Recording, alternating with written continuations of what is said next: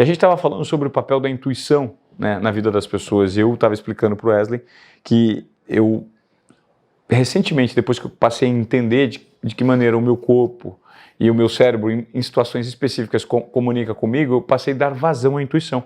Eu queria que você me explicasse, no seu ponto de vista, como isso funciona. Assim, neurocientificamente a gente pode dizer que existe intuição. O que seria? Por que poderia dizer que existe intuição? Pensa assim, ó. Você sabe de muita coisa que você não sabe que sabe. Ok? Exato. Você sabe de muita coisa que você não sabe que sabe. Você tem preconceitos estabelecidos no seu cérebro que estão ali em algum engrama neuronal armazenado aquela informação, que você sabe que, cara, se eu fizer isso dessa forma, às vezes você não sabe conscientemente, mas você tem uma noção de que sempre que você colocou aquele objeto naquele lugar, deu certo de alguma forma, alguma coisa dentro daquele contexto específico. Sempre que você contratou uma pessoa que era um pouco mais espontânea, ela foi uma boa funcionária dentro daquele contexto específico. Só que às vezes você não sabe que sabe isso. Isso ficou registrado de alguma forma lá no seu cérebro em algum engrama neuronal. E isso é o que a gente chama de intuição. É você perceber uma situação específica e sentir uma inclinação, sabe, para um determinado ângulo. Tipo, não, eu acho que o podcast vai ser legal assim. E você nem sabe explicar o porquê que você acha isso, mas deu certo, cara. Às vezes você viu um podcast da gringa que fazia assim, você não lembra que viu, mas registrou a sensação agradável daquilo. Isso. E aí você vê aquilo e fala, cara, isso aqui me gerou uma sensação muito agradável, eu acho que vai dar bom. E aí você faz e deu, e depois você lembra da onde que veio aquela ideia. Isso é intuição. É um pré-mapeamento que fica registrado no seu cérebro e que por alguma razão você sente alguma coisa um pouco agradável ou às vezes desagradável frente a um cenário de bom. É muito interessante o que você falou, Wesley, porque na definição que eu tive aqui de um dos caras que eu entrevistei e que trouxe um insight muito interessante sobre intuição, que é o Fred Gelli, da Tachyon. O Fred explicou para mim o seguinte, Ivan, no meu entendimento, intuição é uma cola que faz com que situações armazenadas, sabe-se lá onde, se façam presente a partir do momento que você menos espera e que o seu cérebro recruta. Então ela faz a cola e faz tudo fazer sentido. Só que você não sabe a origem, não sabe de onde veio, ela simplesmente aparece, você coloca em prática e ela funciona. Esse cara é neurocientista? Não. Ele sabe muito de neurociência. Sabe, o Fred Gelli foi a maior... eu falo, a principal entrevista que eu fiz no Desobediência Produtiva é a entrevista do Fred Gelli. Se você não acompanhou, acompanhe. O Fred tem um poder de vocabulário absurdo. O Zé Cláudio Securato foi uma outra grande entrevista. A gente faz grandes entrevistas aqui por conta dos entrevistados, são muito bons, assim como você está aqui, mas é gostoso falar desse papo de intuição, porque isso rende, vai, e as pessoas não são habituadas a colocar para fora a intuição, né, Wesley? Não são habituadas, muitas vezes elas freiam, e aí elas freiam muitas vezes por crenças que elas desenvolvem durante a vida de incapacidade, insucesso. Algumas pessoas chamam de crença limitante, mas o nome correto dentro da psicologia são crenças centrais.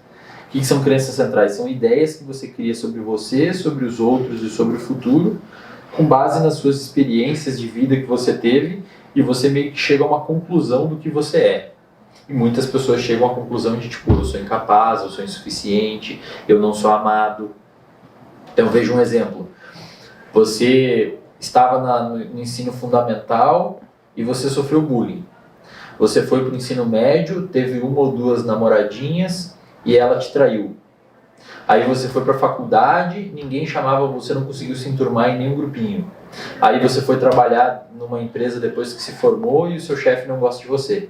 Sistematicamente, durante a sua vida toda, existiram situações ambientais que levavam você a crer que você não era bem-vindo naquele lugar ou você não era suficiente. Em algum momento essa pessoa, meio que sem querer, conclui, eu sou incapaz.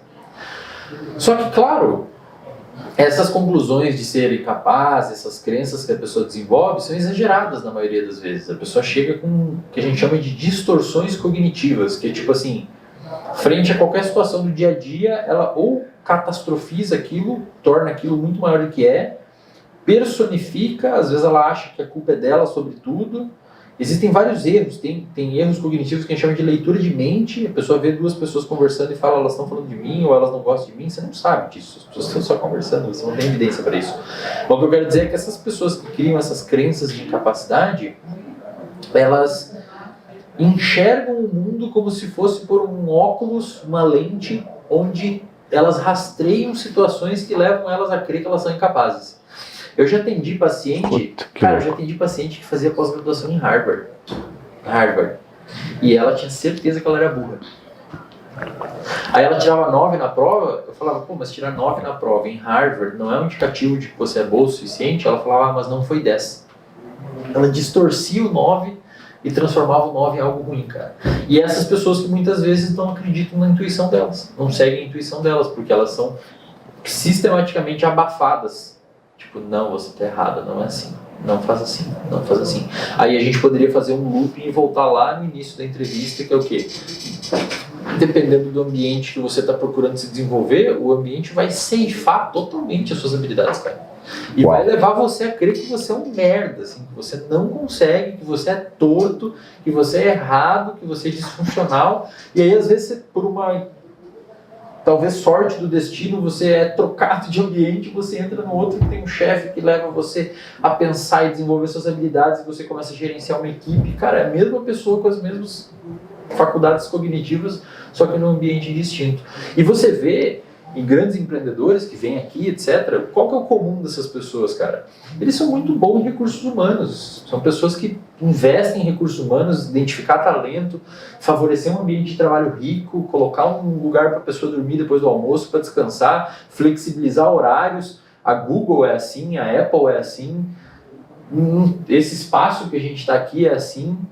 E aí muitas pessoas não percebem isso, né, cara? E ficam ceifando, às vezes tem uns colaboradores excelentes, aí demite o cara e contrata um por 10 vezes mais caro, mas aquele que estava ali é tão bom quanto, só que você estava abafando o cara. É até melhor, você só não adaptou o perfil que ele tem ao meio. Exato, cara. Exato. Então, assim, o mundo do empreendedorismo tem muito a aprender com a neurociência também, e a neurociência tem muito a aprender com o mundo do